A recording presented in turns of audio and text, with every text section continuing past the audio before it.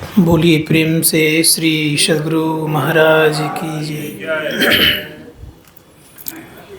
हमारी आवाज़ तो उतनी ज़ोर से नहीं होगी जितना आप सुन रहे थे।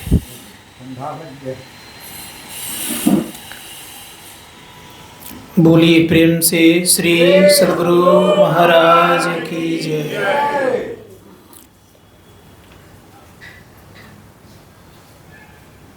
अखंडानंद बोधाय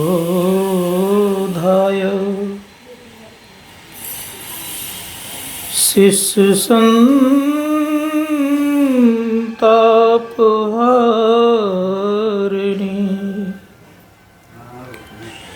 सच्चिदानंद रूपाय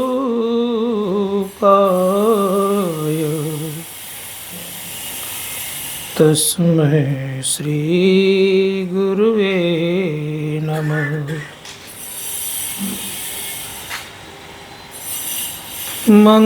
मंगलमूर्ति सद्गुरु मिलवे सर्वाधार मंगलमय मंगल करन बिनवा बारंबार। धन्य धन्य सद्गुरु सुखदा महिमा कही न जाए। जो कछु कहूँ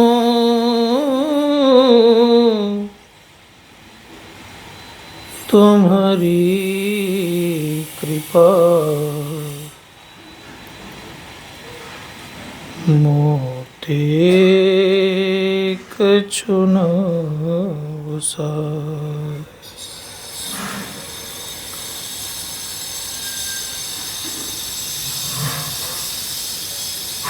विश्व ब्रह्मांड के नायक सर्वक्षण स्मरणीय सद्गुरु महाराज की युगल पाद पद्मों में कोटिश नमन। संत सद्गुरु महर्षि में ब्रह्मा जी महाराज के मस्तिष्क स्वरूप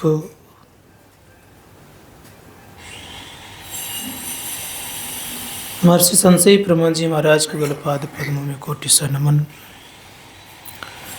हृदय स्वरूप पूज्यपाद स्वामी साहिब स्वामी जी महाराज के युगलपाद पद्मों में नमन। मंचस्थ हमारे राजेंद्र बाबा, सम्मान्य साधु महात्मागण, परम आदरणीय हमारे पावन बाबू जो कि इस महर्षि में ध्यान योग आश्रम के पदाधिकारी हैं। भोला प्रसाद, सम्मान्य हमारे गौतम बाबू, रामजी बाबू, संजय बाबू,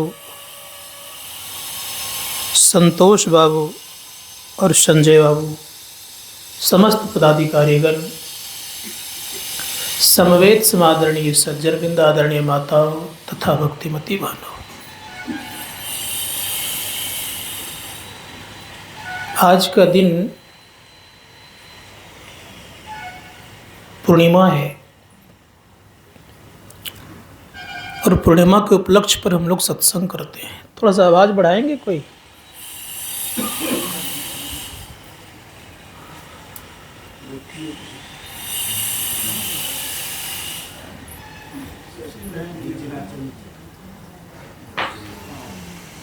पीछे थोड़ा सा कुछ हो रहा है, काम क्या?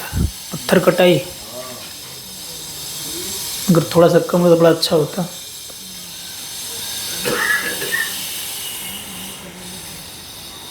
तो आज रहने दीजिए, ठीक, पूर्णिमा है।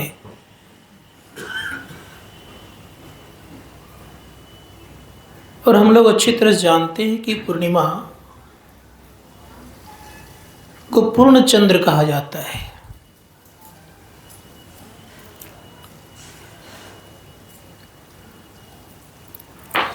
गोस्वामी जी महाराज कहते हैं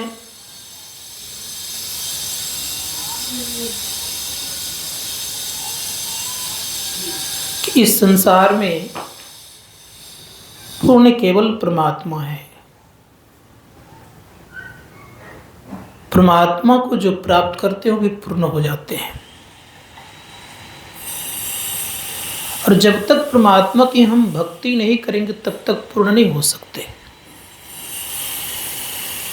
गोस्वामी जी महाराज ने कहा, राका पति सोढ़स उघई तारा अगन समुदाय सकल ग्न दबलाइए बिनु रविराति लजाए। कहा, जब तक आप सूर्य का निकलना अर्थात सूर्य का दर्शन आप नहीं करेंगे तो दिन आप नहीं समझेंगे। उसी प्रकार से पूर्ण चंद्रमा का उदय हो जाए, 16 कलाओं से युक्त चंद्रमा का उदय हो जाए, जितने तारागण हैं सब के सब झुंड के झुंड उदय हो जाए, जितने पहाड़ जंगल हैं और जितने प्रकार के आधुनिक यंत्र हैं प्रकाश करने का, सारे के सारे अगर जला दिया जाए तब भी रात्रि का अंत नहीं होगा। रात्रि का अंत होगा सूर्य के उदय होने पर। ठीक उसी प्रकार संत महात्मागण कहते हैं कि जब हम पूर्ण परमात्मा को प्राप्त कर लेते हैं तो सारे दुखों का अंत हो जाता है, फिर कभी दुख आता ही नहीं है। वेद में आया है कि ओम पूर्णमदः पूर्णमिदं पूर्णात् पूर्णमुच्यते पूर्णस्य पूर्णमादाय पूर्णमेवावशिष्यते। वेद कहता है कि वह परमात्मा पूर्ण है और पूर्ण से जब पूर्ण निकलता है तो पूर्ण ही बचता है। जैसे एक दीपक से आप हजारों दीपक जला लेंगे तो प्रथम दीपक का जो प्रकाश वो घटेगा नहीं, जस का तस रहेगा और सभी दीपक में समान रूप से प्रकाश होगा, किसी में कम और किसी में बेसी नहीं होगा। उसी प्रकार से परमात्मा को जो प्राप्त करते हैं परमात्मा ही हो जाते हैं। अब परमात्मा से जो कुछ भी निकलते हैं तो परमात्मा अपूर्ण नहीं होते, पूर्ण ही रहते हैं। निकलने वाला भी पूर्ण और जिनसे निकला गया वो भी पूर्ण, बचने वाला भी पूर्ण ही कहलाता है। संत महात्मागण कहते हैं कि उन परमात्मा को प्राप्त करेंगे तो आप भी पूर्ण हो जाएंगे। वो परमात्मा कैसा?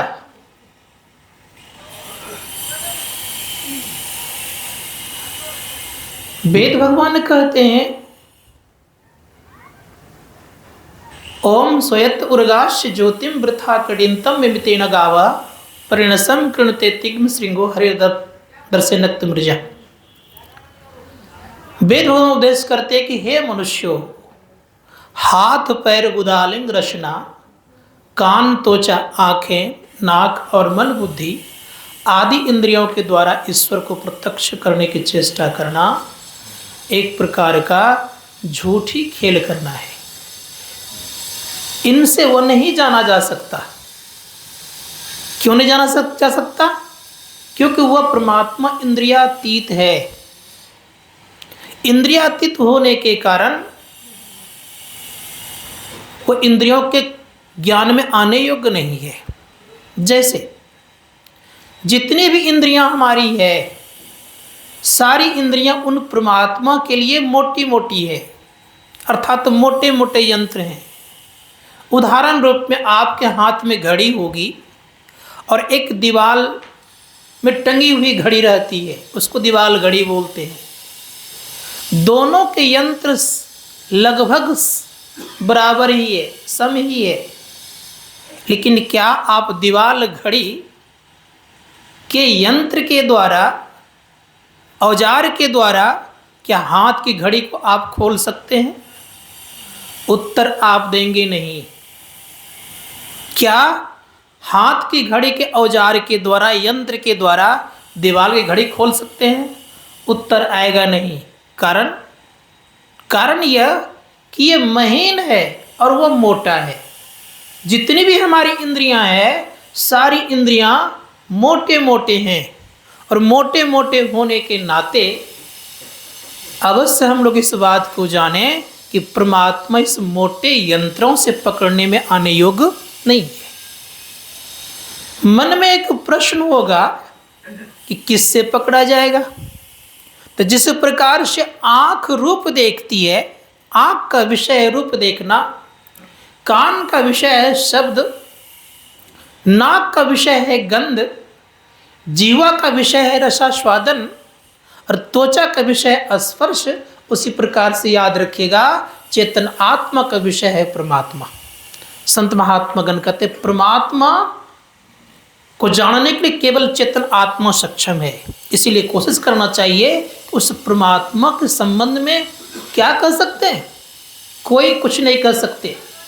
महर्षि वशिष्ठ से भगवान श्री राम पूछते हैं कि हे गुरुदेव, ब्रह्म का स्वरूप कैसा?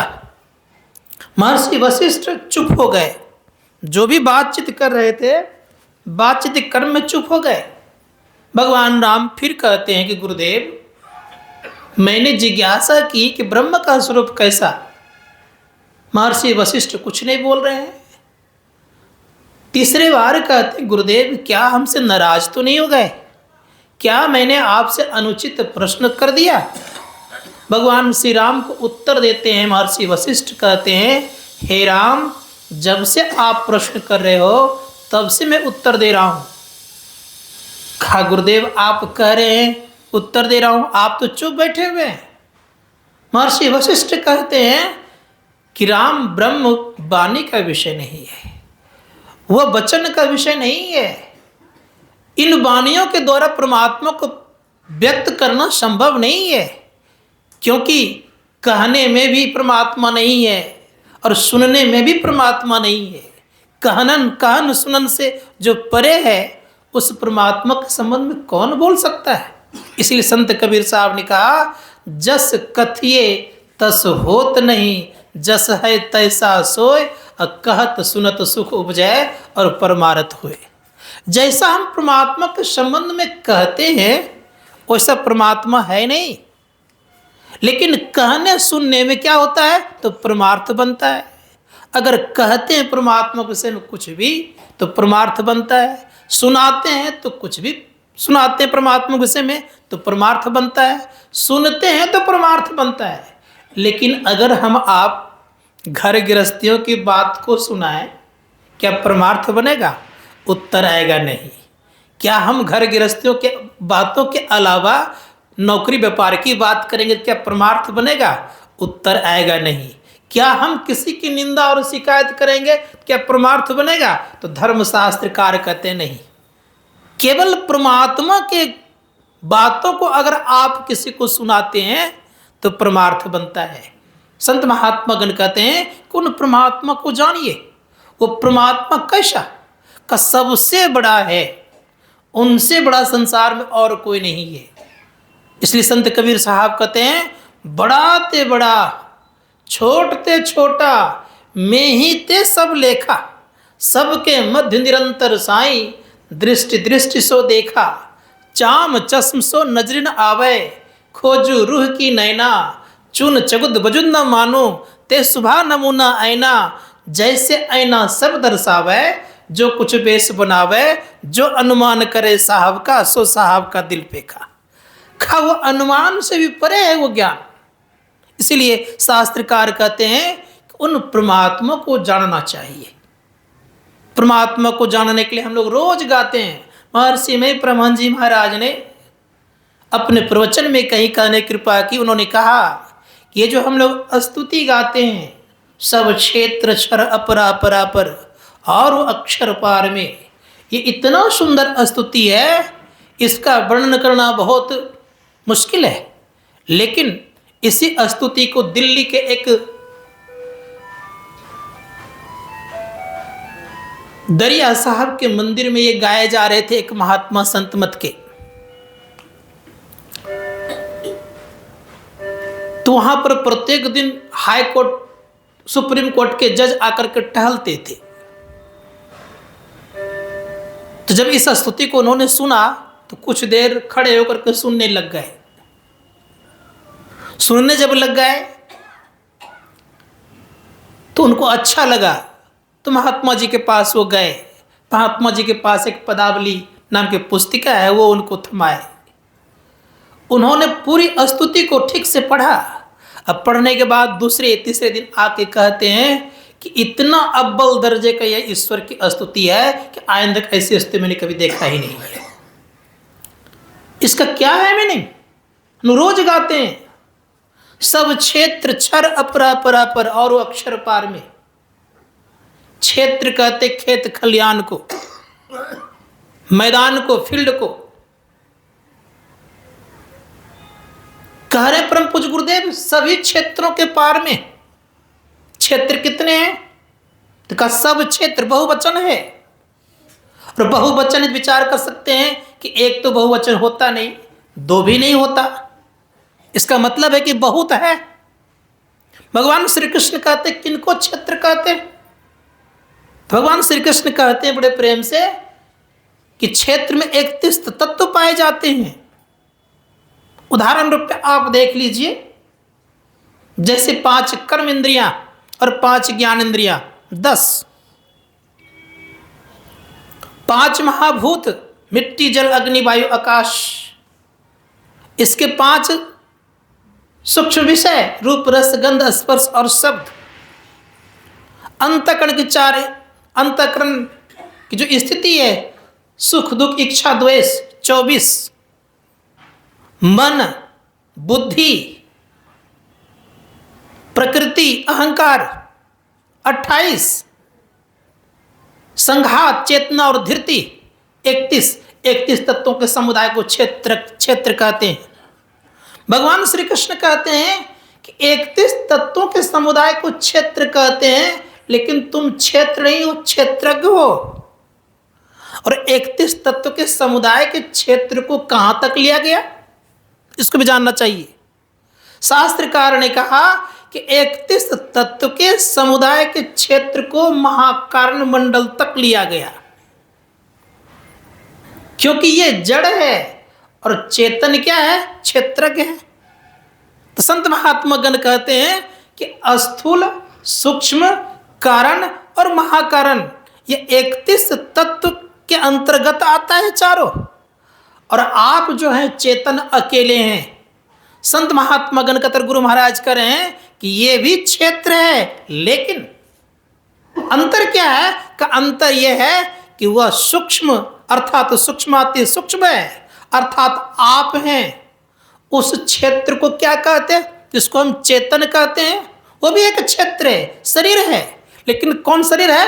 का कैवल्य शरीर है। उसको और क्या नाम दिया जाता है? ऋषि मुनियों ने कहा वो सच्चिदानंद ब्रह्म है, वह ओम ब्रह्म है, वो शब्द ब्रह्म है। जो आप हैं तो क्या है? आप हैं शब्द ब्रह्म, आप हैं ओम ब्रह्म, आप हैं सच्चिदानंद ब्रह्म। संत महात्मा गणों ने कहा और परम पूज्य गुरुदेव कहते हैं ये भी क्षेत्र है, इसके भी पार। इसलिए गुरु महाराज कहते हैं सब क्षेत्र क्षर, जितने भी क्षेत्र हैं सब क्या है? नाशवान है। सब क्षेत्र क्षर अपरा परा पर और अक्षर पार में। अक्षर किसको कहते हैं? अक्षर कहा गया चैतन्य मंडल को। 2 तरह की प्रकृति है हमारे जीवन में, एक है अपरा, दूसरा है परा। अपरा को जड़ कहा गया, अपरा को चेतन कहा गया। अपरा को असत्य कहा गया और परा को सत्य कहा गया। तब परम पूज्य गुरुदेव कहते हैं कि सत्य असत्यों के पार में वह परमपिता परमात्मा सत्य और असत्य के परे हैं।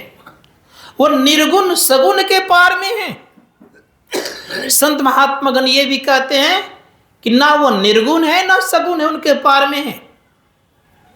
लेकिन एक बात और जाननी होगी हम लोगों को, उनका कोई नाम नहीं है। सब नाम रूप के पार में, मन बुद्धि बच के पार में, उनका कोई नाम नहीं है।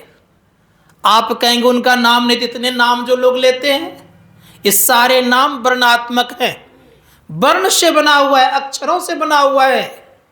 इसीलिए आप लोग कह सकते हैं कि हरि का 1000 नाम, क्योंकि वर्ण के द्वारा, अक्षरों के द्वारा जो नाम उत्पन्न होता है, तो हजारों अनेकों नाम हो सकते हैं, लाखों नाम हो सकते हैं। संत महात्मा गण ने कहा कि सब नामम परमात्मा है, किस नाम में नहीं है। गोस्वामी तुलसीदास जी महाराज से पूछा गया कि आप कहते कि सभी नामों में परमात्मा है, किस फॉर्मूला के आधार पर कहते हैं। गोस्वामी जी महाराज कहते कि सुनो, जिस राम की तुम चर्चा करते हो वो राम सभी नामों में घुसा हुआ है, कोई तो उसका होगा सूत्र फॉर्मूला। गोस्वामी जी महाराज कहते हैं हाँ है। कहा क्या है? का नाम के अक्षर 4 गुण कीजिए, पुनि 5 मिला के 2 गुण कीजिए, 8 से भाग हरे तुलसी, शेष बचे तो उर में धर लीजिए। आप देखिए, जैसे पवन बाबू हैं, 5 अक्षर हैं इसमें, तो 5 को आप कीजिए 4 से गुना कीजिए, कितना हो जाएगा? 5 को 20, पुनि 5 मिला के 5 मिला दीजिए, कितने हो जाएंगे? 25, दूना कीजिए कितना होगा? 50, 8 से भाग दीजिए, कितने हो गए? 48, शेष बचा 2 अक्षर का राम पवन बाबू के नाम में भी घुसा हुआ है। आप देख लीजिए, गौतम बाबू 5 अक्षर है, उसमें भी वही होगा। किन्हीं माताओं का नाम लेकर देखिए, उसमें भी वही होगा। इस माइक में 3 अक्षर है, संत महात्मा गण कहते इसमें भी है।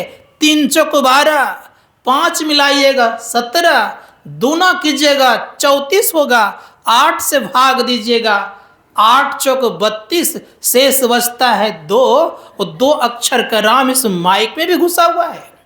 लोग कहा करते हैं कि मस्जिद में खुदा ही केवल रहता है, राम नहीं रहता है, लेकिन तुलसीदास जी महाराज कहते कि नहीं, उस मस्जिद में भी खुदा है और उस मस्जिद में भी राम है। कैसे? का मस्जिद में 4 अक्षर है, 4 को 4 से गुना कीजिए, कितने हो जाएंगे? 4 चौक 16, उसमें 5 मिलाइए, कितने हो जाएंगे?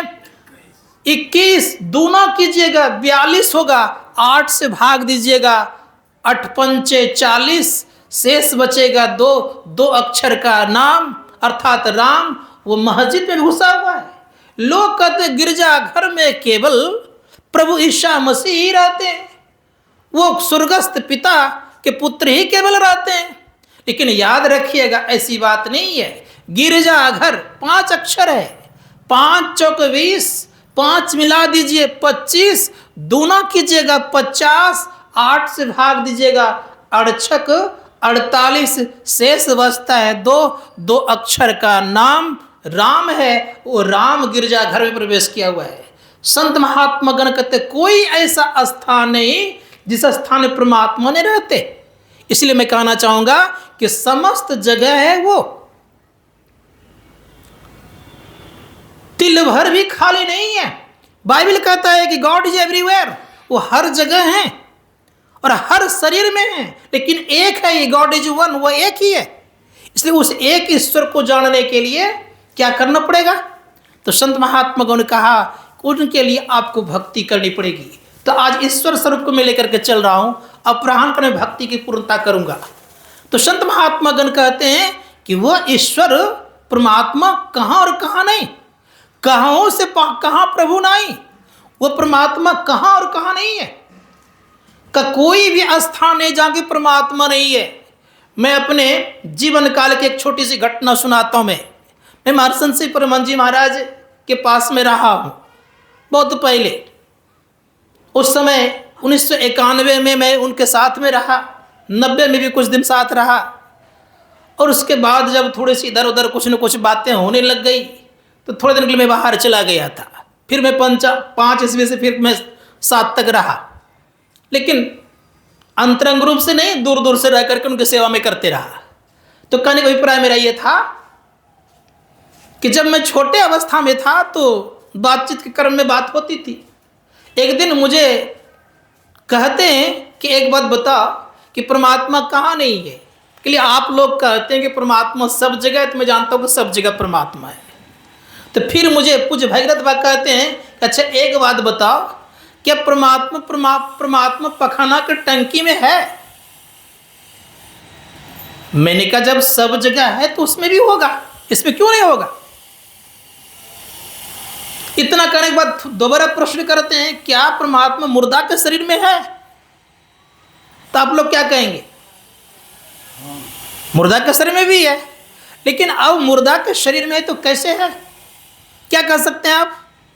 तो मैंने कहा देखिए कैसे है ये तो मैं नहीं कह सकूँ, क्योंकि मैं उम्र में बहुत छोटा था उस समय। तो कहा ये तो मुझे पता नहीं है कैसे है। तब उन्होंने मुझसे कहा कि देखो परमात्मा सभी जगह है, सबको ही बोल लेते हैं, लेकिन यह पता नहीं है कि किस रूप से परमात्मा सब जगह है, यह पता नहीं है, यह पता होनी चाहिए। तो मैंने जिज्ञासा उनसे कि कैसे है? कहा सुनो कि संसार में परमपिता परमात्मा दो रूपों में है, याद रखिएगा। मुख्यतः चैतन्य के दो भाग हैं, याद रखिएगा। एक का नाम है समष्टि और दूसरे का नाम है व्यष्टि। व्यष्टि रूप में हम आप समस्त लोग बैठे हुए हैं, समष्टि रूप में कण कण में व्याप्त है, याद रखिएगा। तिल मात्र भी कहीं खाली नहीं है, एक जरा भी कहीं खाली नहीं है, लेकिन व्यष्टि रूप में हम लोग अलग अलग दिख रहे हैं। उदाहरण रूप में आप देख लीजिए, हम आपके शरीर में व्यष्टि चेतन होने के नाते हम लोग बोलते हैं, चलते हैं, खाते हैं, पीते हैं, उठते हैं, बैठते हैं, सभी क्रियाकलाप करते हैं। लेकिन जिस दिन व्यष्टि चेतन निकल जाता है उस दिन ना हम बोल पाते हैं, न चल पाते हैं, न खा पाते हैं, न उठ पाते हैं, न बैठ पाते हैं। लोग कहते हैं कि इनका शरीर छूट गया, ये राम नाम सत्य हो गए, इनको ले जा करके श्मशान घाट में जला दो, और जला दिया जाता है। लेकिन मृतक शरीर में समष्टि चेतन रहता है। आग में भी समष्टि चेतन है, जल में भी समष्टि चेतन है, हवा में भी समष्टि चेतन है, और आकाश में समष्टि चेतन है। संत महात्मा गण कहते हैं इसीलिए परमात्मा सभी में है, इसलिए परमात्मा सभी नाम रूप में होते हुए सबसे परे भी है। संत महात्मा गण कहते किस तरह से परे है, इसको आज जानना चाहिए। कहा कि जिस प्रकार से ये एक मठ है, इसके अंदर आकाश है, इसको कहते हैं मठाकाश। इसके अंदर में एक घड़ा रख दीजिए, उसको आप क्या कहेंगे? घटाकाश। अगर हमको इस मठ के आकाश से घड़ा के आकाश को मिलाना है तो क्या करना पड़ेगा? घड़ा को फोड़ देना होगा। जैसे आप घड़ा को फोड़ेंगे तो मठाकाश मिल गया। सबसे ऊपर में है महादाकाश, जो खुले आंख से बाहर में हम आप देखते हैं। उस आकाश से मिलाना तो क्या करना पड़ेगा? छत को हटा देना पड़ेगा। मठ हट गया, छत हट गया, तो महदाकाश हो गया। अब हम लोग एक बात को अच्छी तरह से जाने कि हम आपके ऊपर जो आवरण पड़ा है, ये 3 आवरण है। त्रय आवरण होने के नाते हम परमात्मा से दूर हो गए। उदाहरण देख लीजिए, जैसे घड़ा में आकाश था, उस महदा आकाश से दूर था, लेकिन था उसी का अंश। इसके अंदर जो आकाश है, मठ के अंदर, ये भी आकाश उसी का अंश है। इन दोनों को, घड़ा को फोड़ दिए, छत को हटा दिए, तो महदाकाश से मिल गया। उसी प्रकार से याद रखिएगा, प्राकृतिक आवरण जो हमारे ऊपर है, कौन कौन? प्राकृतिक आवरण 3 हैं, घट, तम, प्रकाश और शब्द। याद रखिएगा, ये आपका आवरण नहीं है, ये परमात्मा का आवरण है। क्या क्या नाम हो गया? अंधकार 1, प्रकाश 2 और शब्द 3।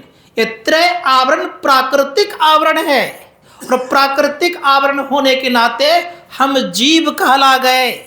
जैसे इस प्राकृतिक आवरण को पार करेंगे तो संत महात्मा गण कहते हैं आप जीव नहीं रहेंगे, आप पीव हो जाएंगे। अब प्रश्न ये हो गया कि उस परमात्मा को प्राप्त करना क्या विशेषता रह गई? अर्थात केवल आवरण हटा दिए तो आप वही हो गए। उदाहरण रूप में आप दूसरा ले लीजिए, जैसे एक लोटा पानी है, क्या बोलते हैं इधर की भाषा में लोटा ही बोलते हैं ना। एक लोटा पानी है, एक लोटा पानी में पानी को आप ले जाकर के आप इस सोन नदी में जाकर डुबा दीजिए, उलेट दीजिए, उसको उलीच दीजिए, और फिर उस लोटे के पानी को आप खोजिए, मिलेगा? क्यों नहीं मिलेगा? कारण यह है कि उसमें मिल गया। उसी प्रकार से लोटे का आवरण खत्म हो गया, उलीचा चला गया वह पानी। जैसे उलीचा चला गया पानी, परिणाम यह हुआ कि वह पानी सोन नदी का हो गया, पूरा पूरा वो सोन नदी का पानी है। कहते ठीक उसी प्रकार से जीव जब सारे आवरणों को पार कर जाता है तो परमपिता परमात्मा एक में एक हो जाता है, फिर द्वैत नहीं रहता है। इसीलिए संत महात्मागण कहते हैं कि उन ईश्वर को जानिए। गोस्वामी जी महाराज कहते हैं वह ईश्वर कैसा, तो बड़े प्रेम से कहते हैं वह ईश्वर सबसे बड़ा। सबसे बड़ा क्यों? गोस्वामी जी महाराज इतने कमजोर दिमाग के नहीं थे कि जो सबसे कम ताकतवर वाले ईश्वर को भजेंगे, वो सबसे ताकतवर वाले को भजते थे, जो सबसे मजबूत थे और सबसे जो बड़ा थे। कहीं वो कैसे बड़ा है तो पहले जानना चाहिए उस तुलसीदास जी महाराज के कौन राम हैं। ये राम उनके इष्ट भले हैं, लेकिन कह क्या रहे हैं गोस्वामी जी महाराज? गोस्वामी जी महाराज कह रहे हैं कि नाम वो कौन सा है, तो कह रहे बड़े प्रेम से तुलसी राम शनेकर। कह रहे मैं किस राम से स्नेह करता हूं, तो बता रहे हैं कर तुलसी राम शनेकर, त्याग सकल उपचार, जैसे घटे न अंक न नो के लिखे पहाड़। तुलसीदास जी महाराज कहते हैं कि मैं उस राम से स्नेह करता हूं जो राम कभी घटना बढ़ना नहीं जानता है। उदाहरण दिया का किस तरह से, जिस प्रकार से नौ का पहाड़ा कभी घटता बढ़ता नहीं है, उसी राम से मैं प्रेम करता हूं। अब विचार आप कर सकते हैं कि संसार में सबसे बड़ा अंक कौन सा है? 9 है। गणितज्ञ जानते हैं कि सबसे बड़ा अंक 9 है। 9 से बड़ा कोई अंक नहीं है। ये 9 अंक जो है कभी नहीं घटना बढ़ना जानता है, एक तरह का रहता है। कहेंगे क्या प्रमाण है? खन 9 के पहले 8 का पहाड़ा पढ़ के एक बार देखिए आप। 8 का 8, 8 दूनी 16, 1 और 6 7 हुआ, 8 तिया 24, 2 4 6 होता है, घटता बढ़ता है। आप 12 का पढ़ा पढ़िए, 12 का 12, 12 दूनी 24, 2 4 6, 12 तिया 36, 3 6 9, बरचोक 48, 4 8 12, घट बढ़ रहा है। लेकिन आप एक विचार करके देखिए अब कि क्या 9 का पहाड़ा कभी घटता बढ़ता है? गोस्वामी जी महाराज कहते 9 का पहाड़ा कभी घटता बढ़ता नहीं है। पढ़िए आप देखिए, 9 का 9, 9 दूनी 18, 1 8 9, 9 तिया 27, 2 7 9, 9 चौक 36, 3 6 9, 9 5 45, 4 5 9, 9 छक्की 54, 5 4 9, 9 7 63, 6 3 9, 9 8 72, 7 2 9, 9 9 81, 8 1 9, 9 ढंग 90 9 और सुन जोड़ेंगे तो 9 ही होगा। संत महात्मा ने घटता बढ़ता नहीं है। वह राम क्या है? तो बड़े प्रेम से कहा कि राम ब्रह्म परमारथ रूपा, अविगत अलख अनादि अनुपा। वो राम क्या है? कहा ब्रह्म है। राम में भी 9 अक्षर और ब्रह्म में भी 9 अक्षर आप पाएंगे। रो आ कम राम लिखते हैं, यो रो 2, ओ आ 2 4, प फ ब भ म 5, 5 और 4 कितने हो गए? 4 5 9। गोस्वामी जी महाराज कह रहे हैं कि राम ब्रह्म है। ब्रह्म कैसे लिखते हैं हम लोग? बो लिखते हैं, रो है, हो है और मो है, अर्थात बुरा समझो, होम समझो, ब्रह्म। संत महात्मा गण कहते कि इस ब्रह्म में भी 9 ही पाएंगे। प फ ब 3, यो रो 2, 3 2 5। अब 8वां अक्षर है हो, कितने हो गए? 8 5 13, अब प फ ब भ म 5, 13 5 18, 1 जोड़ 8 9। संत महात्मा गण कहते हैं ये कभी घटता नहीं है, ना ब्रह्म घटता है न राम घटता है। संत महात्मा तो एक रस रहता है। महर्षि पतंजलि जी महाराज कहते हैं कि राम को जानना अगर चाहते हो तो क्या करना पड़ेगा? कब उसके लिए आपको योग करने पड़ेगा। योग की बात मैं करूंगा थोड़ी देर के बाद, ये कल कर दूंगा और रहूंगा। तो संत महात्मा गण कहते हैं कि वह राम जो है अलग है, इसीलिए उस राम को जानिए। राम रमंती रामा, जो सब में रमन करे उसे हम राम कहते हैं। इसलिए उस राम को जानेंगे तभी कल्याण होगा। गोस्वामी जी महाराज कहते हैं कि राम कैसा? तो कह रहे प्रकृति पार प्रभु सब उर्वासी, ब्रह्म निरी बिरज अविनाशी, यहाँ मोह कर कारण नाही, रवि सम तम कबहू की जाई। फिर कह रहे हैं किस तरह से हैं? तो कह रहे अगुण अधभर गिरा गोतीता, समदर्शी अनवैध अचिता, निर्मल निराकार निर्मोहा, नित्य निरंजन सुख संदोहा, प्रकृति पार प्रभु सब उर्वासी, ब्रह्म निरी बिरज अविनाशी, यहाँ मोह कर कारण नाई, रवि सम तम कबहू की जाई। एक बार सूरज के विषय में अंधकार ने जाकर के शिकायत कर दी, क्योंकि रवि के सम्मुख अंधकार कभी जाता नहीं है। तो भगवान विष्णु से जाकर के अंधकार ने शिकायत की, कहा कि भगवान क्या बताऊं मैं, मुझे संसार में जीना हराम कर दिया है सूर्य ने। कहा क्या किया है? कहा कि प्रभु जहां जहां मैं जाता हूं वहां वहां कुछ देर के बाद, कुछ घंटों के बाद, कुछ मिनटों के बाद पहुंच जाता है। भारत को छोड़ करके मैं अमेरिका जाता हूं तो कुछ घंटों के बाद अमेरिका पहुंच जाता है। कोने कोने में छिपता हूं तो वहां भी जाकर के छिप जाता है। इन्हीं प्रभु सूर्य ने मेरा जीना हराम कर दिया है। जीने ही नहीं देता है, ठहरने ही नहीं देता है, टिकने ही नहीं देता है। क्या करूं प्रभु? कुछ तो उनको समझा बुझा दीजिए। भगवान विष्णु कहते कि अच्छा तुम जाओ, मैं सूर्य को बुला करके समझाता हूं। भगवान विष्णु ने अंधकार को भेज दिया और फिर सूर्य को बुलाया। सूर्य आया। सूर्य कहते हैं, सूर्य से कहते हैं विष्णु भगवान कि सूर्य तुम्हारी शिकायत है। कहा क्या शिकायत है प्रभु? का शिकायत यह है कि तुम एक को जीने नहीं देते हो। कहा वो कौन है प्रभु? करे अंधकार को तुम जीने देते नहीं हो। सूर्य कहते हैं कि प्रभु मैं पहला दिन सुन रहा हूं कि अंधकार भी कोई चीज होता है। का मैंने कभी सुना ही नहीं था कि अंधकार होता है। आप कह रहे अंधकार है और मैं उनको जीने नहीं देता हूं। तो एक काम करिए प्रभु, उनको मेरे सामने हाजिर करिए। मैं उनसे हाथ जोड़ के प्रार्थना करूंगा कि मुझसे जो भी गलतियां हुई होगी क्षमा कर देना, अब तुम्हें मैं कभी सताऊंगा नहीं। परिणाम ये हुआ कि सूर्य के सामने अंधकार टिक सकता है? कभी आ सकता है? कभी आज तक सूर्य के सामने अंधकार आया ही नहीं और न कभी सूर्य को हाथ जोड़ने की आवश्यकता पड़ी। उसी प्रकार से याद रखिएगा, जो उस परम परमात्मा को प्राप्त कर लेता है उनके पास कभी दुख आ ही नहीं सकता है। इसलिए शास्त्रकार कहते हैं कि उन परमात्मा को जानने की चेष्टा कीजिए जो सब में व्यापक है। गुरु नानक जी महाराज कहते हैं कैसा है वो?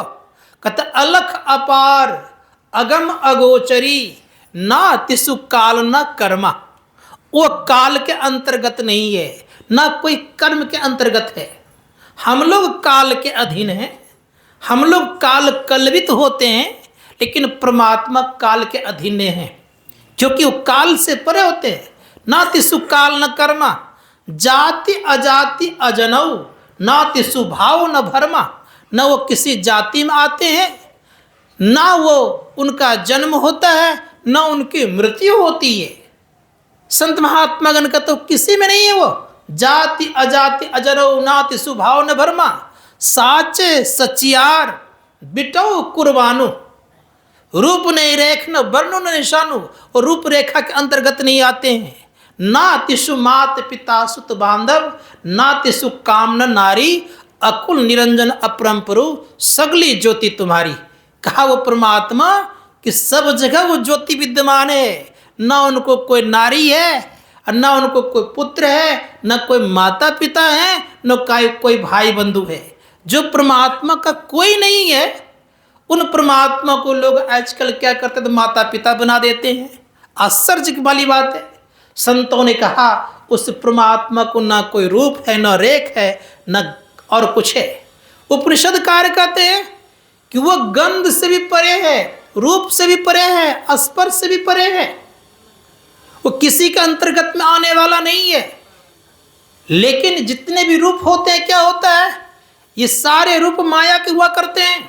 इसलिए शास्त्रकार ने कहा कि रूप कभी टिकता नहीं है, अस्थिर नहीं रहता है, क्योंकि रूप कभी जाने वाला होता है, लेकिन परमात्मा कभी जाते नहीं है। इसलिए संत महात्मा ने कहा कि उस परमात्मा को जानने की चेष्टा और प्रयत्न करना चाहिए। कैसे हम जानेंगे, क्या उपाय है? लोग कभी कभी ये भी प्रश्न करते हैं, सबके मन में होता होगा कि परमात्मा तो सबसे बड़े हैं और हम आप कह रहे हैं कि उनके हम अंश हैं। तो जो अंश हैं परमात्मा तो विचार कर सकते हैं कि कैसे हम अंश हैं। परमात्मा तो विभु है, हम लघु हैं। गोस्वामी जी महाराज कहते हैं ईश्वर अंश जीव अविनाशी, अचेतन अमल सह सुख राशि। वो परमात्मा कि हम अंश हैं, और जो अंश होंगे तो कुछ न कुछ तो उनमें गुण होना चाहिए कि नहीं होना चाहिए।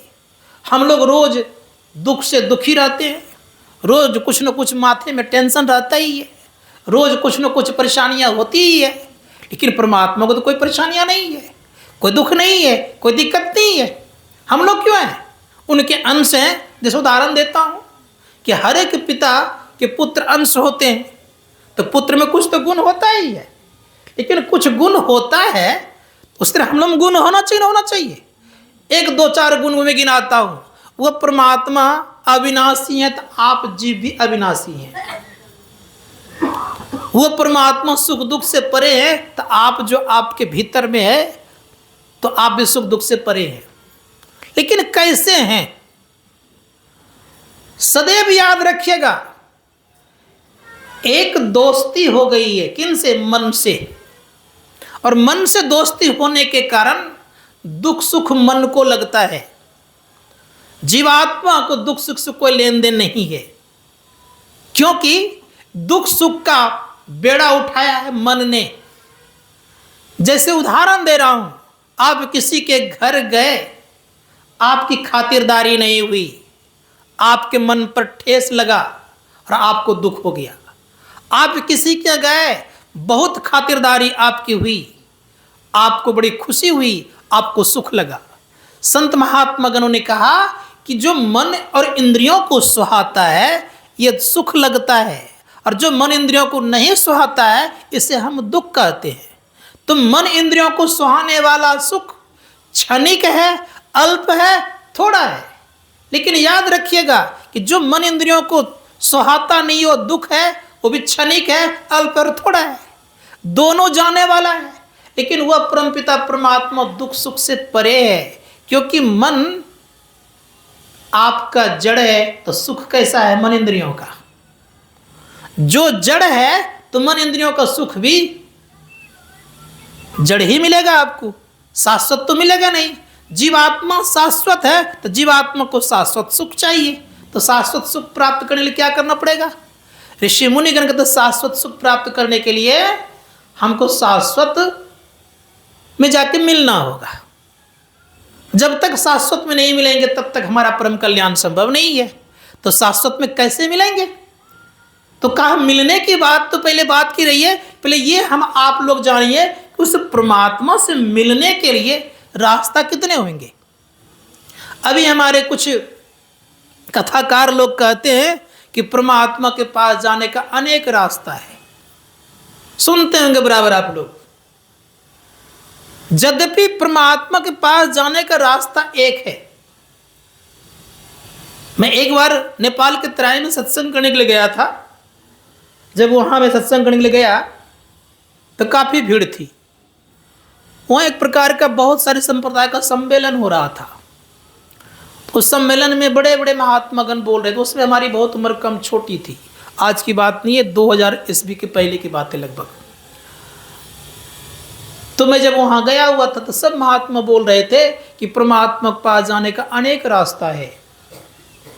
उदाहरण दे रहे थे, जिस प्रकार से आप नेपाल के तराई था तो का चारों तरफ से आने का रास्ता है, उसी प्रकार से परमात्मा के पास जाने का चारों तरफ से रास्ता है, हर तरह से रास्ता है।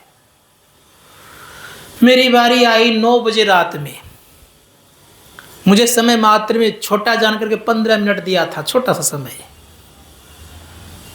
तो जैसे मैं मंच पर गया तो मेरे सामने माइक आई तो मैंने कहा, संबोधन करके परमात्मा का प्रार्थना करके कुछ बोलना प्रारंभ किया।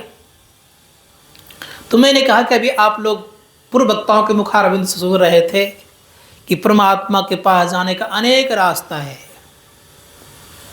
मैं आप लोगों से एक जिज्ञासा करना चाहता हूं कि जो परमात्मा सर्वत्र है, कण कण में व्याप्त है, तो कण कण में व्याप्त होने के नाते क्या परमात्मा रास्ता कण कण में बना दिए है? सबके सब शांत हो गए, सबको मेरे और चेहरे को देखने लग गए कि कण कण है तो रास्ता कैसे होगा? कण कण अनेक शब्द का जो प्रयोग सुन रहे थे आप, अरे कण कण है तो रास्ता तो एक होगा। उदाहरण मैंने दिया,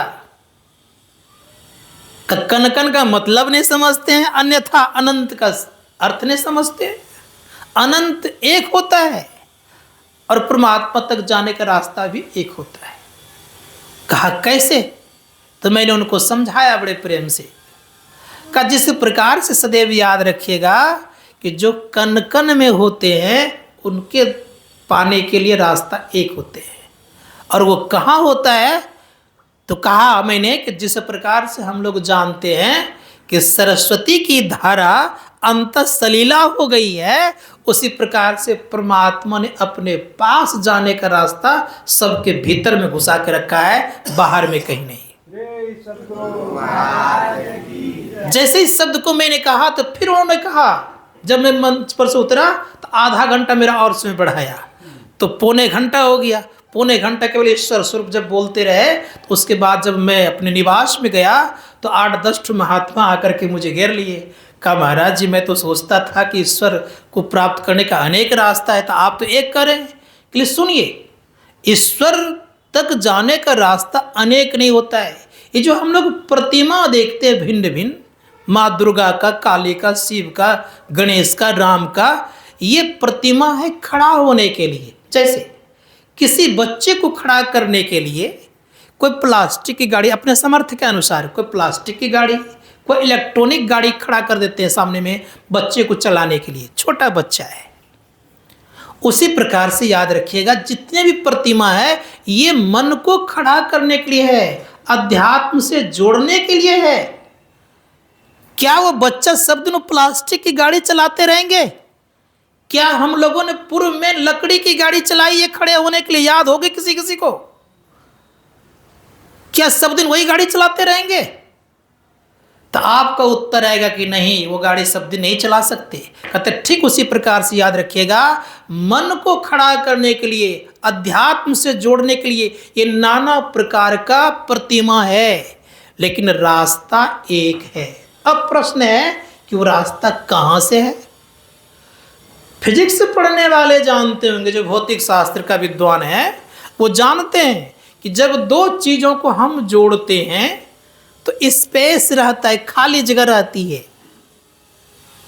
अब विचार कीजिए कि हम लोगों को परमात्मा ने जोड़ा है, कहाँ से जोड़ा है? संत महात्मा गण कहते कि हम लोग परमात्मा ने इन दोनों के बीच में जोड़ा है। आंख से नीचे वाले भाग को पिंड का और आंख से ऊपर वाले को ब्रह्मांड का इन दोनों के बीच में जो संधि स्थल है, संत महात्मा गण कहते यहीं से परमात्मा ने अपने पास जाने का रास्ता रखे हुए हैं। इसलिए संतों ने कहा कि जो इस जगह ठहरता है तो उनको परमात्मा का प्रकाश मिलता है। अब एक बात मैं आप लोगों से जानना चाहता हूँ। मैंने पहले कहा कि प्राकृतिक आवरण के द्वारा हम लोग ढके हुए हैं, परमात्मा ढके हुए हैं, हम लोगों पर प्राकृतिक आवरण पड़ा हुआ है। तो जब प्राकृतिक आवरण पड़ा हुआ है तो प्राकृतिक को कैसे आप तोड़ सकते, बताइए मुझे आप। प्राकृतिक को तोड़ने के लिए प्राकृतिक चीज चाहिए कि नहीं चाहिए, कि नहीं चाहिए? संत महात्मा गण कहता अंधकार प्राकृतिक है, ये प्रकृति से बनी हुई है, याद रखिएगा। और प्राकृतिक अंधकार है, प्रकाश भी प्राकृतिक है और शब्द भी प्राकृतिक है। तो संतों ने कहा कि उसी तरह से याद रखिए, हीरा को काटने के लिए क्या करते हैं, हीरा का कुछ न कुछ लगाते हैं कि नहीं, जुगाड़। उसी प्रकार से अंधकार को काटने के लिए क्या करना पड़ेगा। तो ये दृष्टि जो प्राकृतिक है, परमात्मा ने जो बनाया है हम लोगों के अंदर में, इन दृष्टि की धारों को जोड़ेंगे तो सदैव याद रखिएगा अंधकार फटेगा। हमारे गुरु कहते दृष्टि की धारों को जोड़ेंगे तब अंधकार फटेगा, अन्यथा किसी के ताकत नहीं है कि इस अंधकार को फोड़ दे। हमारे यहाँ पूरे विश्व में न्यूक्लियर बम का बहुत ज़्यादा इस्तेमाल हो रहा है। आज देख रहे हैं युद्ध हो रहा है, काफ़ी लोगों के पास एटम बम है। कोई भी एटम बम के द्वारा आपके भीतर को अंधकार को समाप्त नहीं कर सकते। भले आपके शरीर टुकड़े टुकड़े हो जाएं, लेकिन अंधकार नहीं मिटा सकते। अंधकार को मिटाने की ताकत केवल आपकी दृष्टि में है। आपकी दृष्टि एक होगी तो सदैव याद रखिएगा कि अंधकार फटेगा। फटेगा तो क्या होगा, फटेगा तो एक चीज उसमें होगा अवश्य। क्या होगा, जैसे कोई चीज फटता है तो आवाज होती है। हम लोगों को पता है कि जब भगवान शिव के धनुष भगवान श्री राम के हाथों टूटा, जैसे टूटा तो क्या हुआ, टूटते ही इतना जोरों की आवाज हुई कि महेंद्र पर्वत पर परशुराम तपस्या कर रहे थे, वहां तक आवाज चली गई। और उस आवाज को सुन करके दौड़े दौड़े जनकपुर आए और जनकपुर में आते ही ललकारना शुरू कर दिए। अब सोच सकते हैं कि धनुष टूटा तो उतनी दूर आवाज चली गई। अब विचार कर सकते कि हमारा आपके अंदर में जो अंधकार है ये फूटेगा तो क्या आपके भीतर में शब्द नहीं होगा, आवाज नहीं होगी? संत महात्मा कहते अवश्य आवाज होगी, लेकिन फोड़ने की कला से फोड़ेंगे तब तो कैसे फूटेगा। हमारे गुरुदेव कहते हैं कि ये केवल दृष्टि के जोर से ही फूटता है। अब प्रश्न ये उदय होता है कि दृष्टि के जोर लगते ही अंधकार फूटते प्रकाश क्यों होता है? ये प्रश्न है हम आपके जीवन में। संत महात्मा कहते इसलिए प्रश्न होता है जीवन में कि लोग संशय में पड़े रहते हैं। ये जो आपकी आंखें की धारा है जिसको हम दृष्टि कहते हैं, ये प्रकाशमयी है, सदैव याद रखिएगा। और प्रकाशमयी होने के नाते जहां ये टकराएगी वहां प्रकाश का ही उदय होगा। उदाहरण रूप में आप देख लीजिए, आपके पॉकेट में कलम है, पेन है, जिस रंग की स्याही रहती है, इंक रहता है, उसी रंग की रेखा बनती है। जैसे काली स्याही है तो रेखा भी काली बनेगी, लाल स्याही है तो रेखा भी लाल बनेगी। ठीक उसी प्रकार से याद रखिएगा कि जब हमारे आंखों में प्रकाशमयी है, आंख हमारे प्रकाशमयी होने के नाते बिंदु भी प्रकाशमयी होगा, रेखा भी प्रकाशमयी है। इसलिए शास्त्रकार कहते हैं कि इन्हीं दोनों को जब हम जोड़ेंगे तो प्रकाश का उदय होगा। और प्रकाश किनका है, तो परमात्मा। हम लोग गाते हैं अपराह्न कालीन में, तुम्हारे ज्योत स्वरूप अरु तुम्हारे धुंध रूपा, अब परखत रहो निस दिन गुरु करो दया अनुपा। हम लोग रोज गाते हैं। इसलिए विचार करना पड़ेगा कि ये सारे किनके हैं, तो परमात्मा के हैं। तो जो परमात्मा के हैं तो हम लोग क्या करना पड़ेगा, तो परमात्मा के होने के नाते तो सदैव याद रखिएगा कि परमात्मा के चीज़ों को लेना पड़ेगा। लेकिन गुरु महाराज बड़े प्रेम से अब कहते हैं कि परमात्मा इतना आसान से पकड़ने में आने योग्य नहीं है। क्यों नहीं हुए हैं आने में, कारण क्या है, तो बड़े प्रेम से कहा गुरु महाराज ने। वो कैसा है, तो गुरु महाराज कहते हैं वो अकथ है। अकथ अनाम अनामय स्वामी गोगुण प्रकृति परे।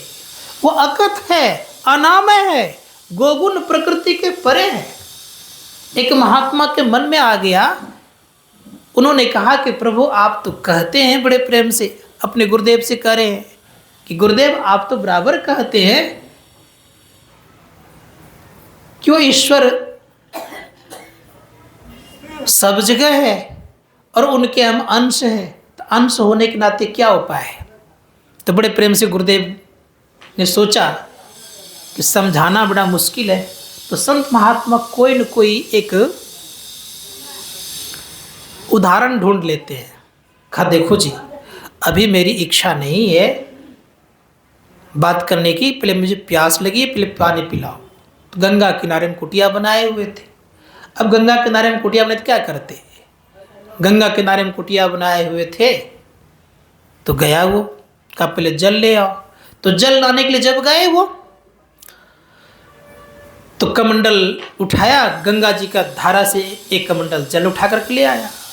अब वो एक लकड़ी को लेकर के उस में घुमाने लग गए, और जब घुमाने लग गए तो शिष्य पूछते हैं कि गुरुदेव अभी तो बोल रहे थे प्यास लगी है, क्या खोज रहे हैं। तो कहा कि मैं खोज रहा हूँ वह जो कि नदी में देख रहा हूँ। कहा क्या आप देख रहे हैं नदी में। कहा नदी में देख रहा हूँ ये कि बहुत सारे लोग स्नान कर रहे हैं, इसमें एक भी लोग स्नान नहीं कर रहे हैं। फिर कहा कि उसमें बड़ी बड़ी मछलियाँ उछल कूद कर रही है, इसमें एक मछलियाँ उछल कूद नहीं कर रही है। फिर पूछते हैं उसमें बहुत सारी नाव चल रही है, स्टीमर चल रहे हैं, इसमें एक भी नहीं देख रहा हूँ। तो शिष्य कहता है कि गुरुदेव वो तो विभू है, ये लघु है, कहाँ इसमें नाव चलेगी। वत्स उसी प्रकार से याद रखना कि परमात्मा विभू है, हम अभी लघु है। जैसे उस कमंडल की जल को पुनः गंगा की धारा में बहा प्रवाह कर दिया गया, क्या उसमें अब नाव चले नहीं चलेगी, उसमें क्या अब स्नान लोग करेंगे। संत महात्मा ठीक उसी प्रकार से याद रखिएगा कि हम आपको जीवन में ये ख्याल रखना होगा कि जब तक ये जीव उस पीप से नहीं मिल जाता है तब तक आप संसार में कुछ भी बन जाइए, आपका परम कल्याण नहीं हो सकता। लोग यज्ञ करते हैं, 1000 यज्ञ करते तो ब्रह्मा जी की तरह उनका स्थान मिलता है, ब्रह्मलोक में उनको समान स्थान मिल जाता है। और 100 अश्वमेध यज्ञ करते हैं तो याद रखिए कि इंद्र बन जाता है वो व्यक्ति, इंद्र बनता है तो इंद्रासन मिलता है। लेकिन क्या उनके दुख समाप्त हो गए। तो आपके प्रश्नों का उत्तर ये होगा कि उनके दुख समाप्त नहीं हुए। आप उत्तर देंगे दुख समाप्त नहीं होंगे। पता है आप लोगों को पद्म पुराण के प्रसंग, राजा श्वेत विदर्भ देश के राजा था, कहाँ गए 1000 अश्वमेध यज्ञ किए और 1000 अश्वमेध यज्ञ करने के बाद ब्रह्मलोक गए। अब ब्रह्मलोक में जा करके बड़े प्रेम से हम लोग जानते हैं उनको एक समान रूप से आसन दिया गया, ब्रह्मा जी की बराबरी का आसन दिया गया। और सोच सकते हैं कि ब्रह्मा जी की तरफ बैठते थे, लेकिन भूख और प्यास वहाँ उनको सताने लग गई।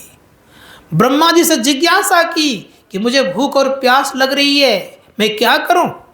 ब्रह्मा जी ने कहा कि मेरा ये विमान लीजिए और आपका मृतक शरीर मानस सरोवर में रखा हुआ है, उसका आप मांस खाइए और वहाँ का पानी पीकर पुनः यहाँ आ जाइए।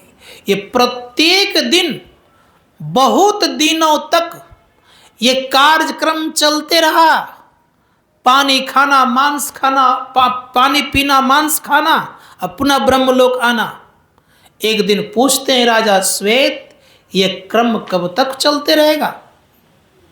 पद्म पुराण का प्रसंग है तो बड़े प्रेम से कहा ब्रह्मा जी ने, यह क्रम चलेगा तब तक जब तक कि आपको संत का दर्शन नहीं हो जाए, उनको आप कुछ भोट भेंट ना दे दें। संजोग से ये हुआ कि एक हार दिया गया था ब्रह्मा जी के द्वारा। कहीं प्रसंग में है कि उनको चादर दी गई थी। एक दिन संजोग से मांस खा रहे थे तो महर्षि अगस्त्य मान सरोवर में स्नान कर रहे थे। जब सरोवर में स्नान कर रहे थे तो परिणाम ये हुआ, देखते हैं दृश्य, विमान समझ गए, संत को पता होता है किस के ये विमान है, पता कर लेते हैं वो, क्योंकि संत सब जगह देखने के योग्य हो जाते हैं, सब जगह देखने की उनको ताकत होती है। क्योंकि ब्रह्मा का विमान है और ब्रह्मलोक से आया हुआ है, और ब्रह्मलोक से आया हुआ व्यक्ति का ये हालत, मांस खा रहा है। अब वो मांस खाने के बाद, पानी पीने के बाद पूछते हैं कि आप कौन हैं? तो राजा श्वेत कहते कि मैं राजा श्वेत हूं, मैंने बहुत यज्ञ किया है, ब्रह्मलोक में मेरा निवास हो गया है, ब्रह्मा की तरह मेरा सम्मान है।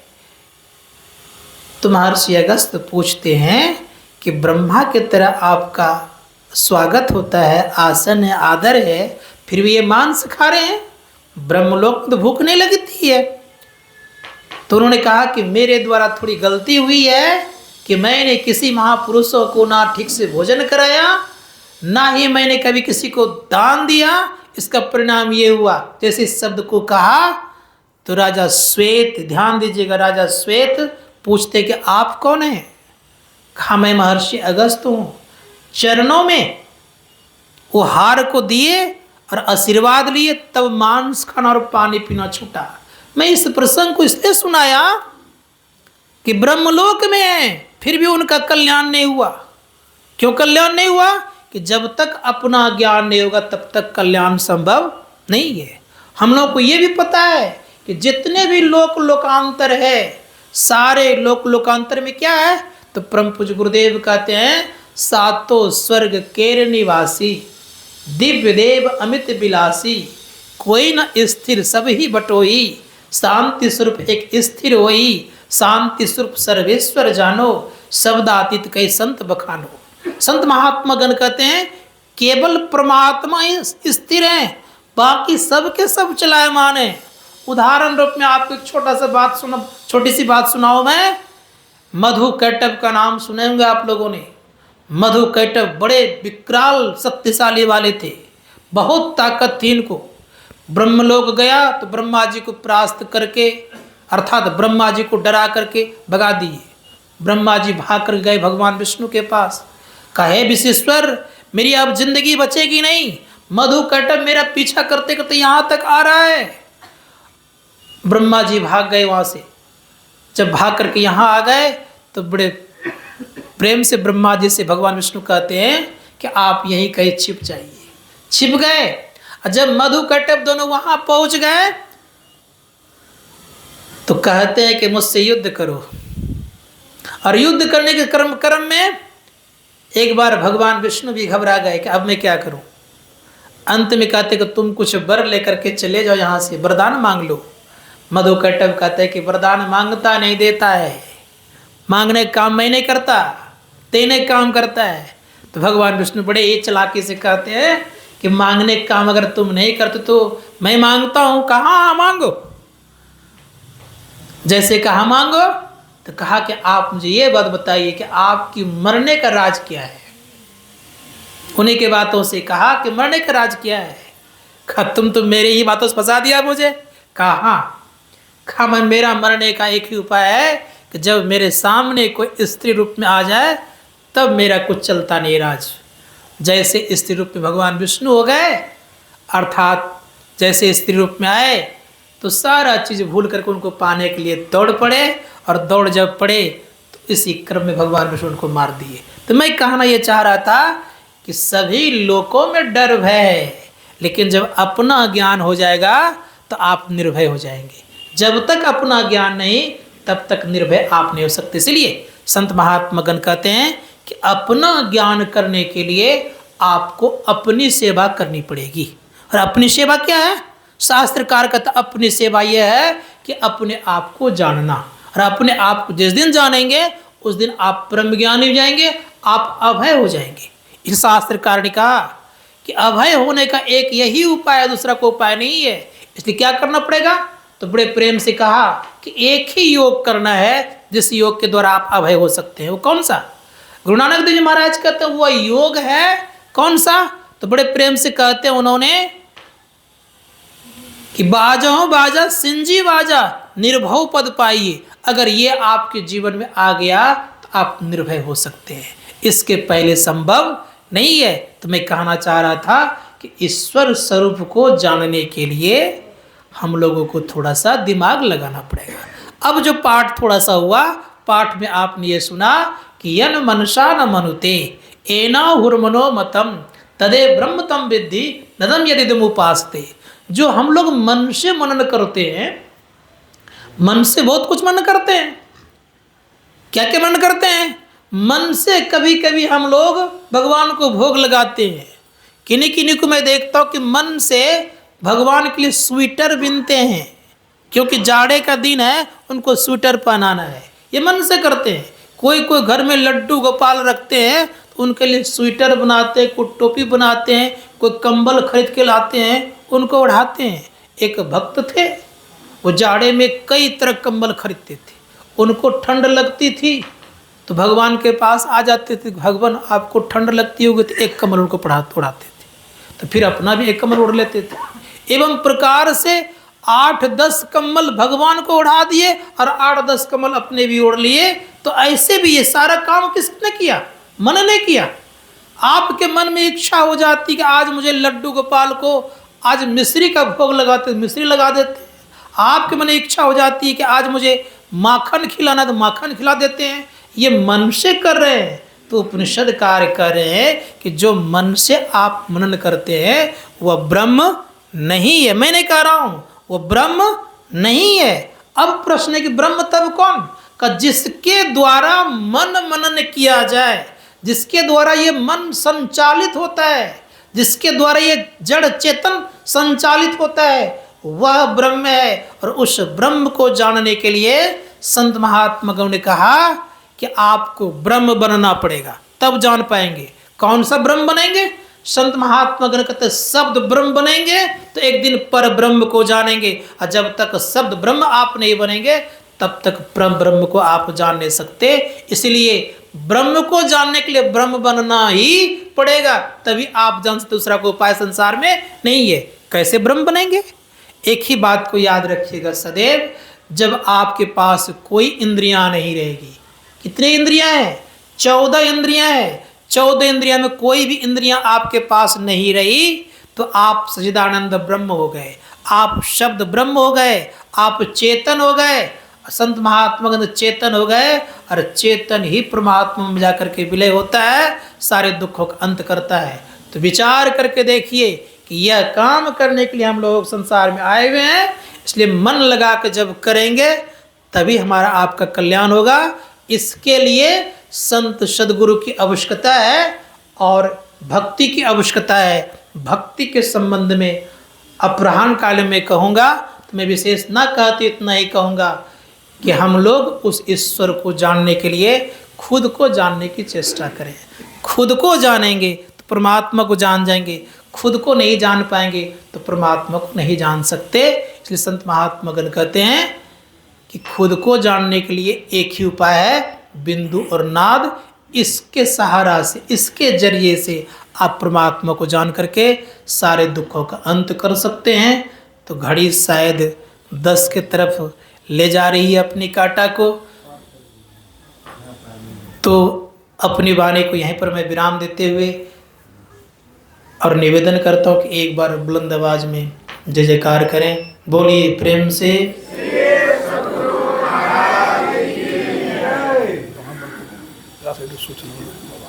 दे दीजिए उसको बंद करना। संक्षेप में बोलना ज़्यादा बात नहीं बोलनी है, खाली वहाँ का नाम लेना, देर को वहाँ का क्या करते हैं पूरी बात है।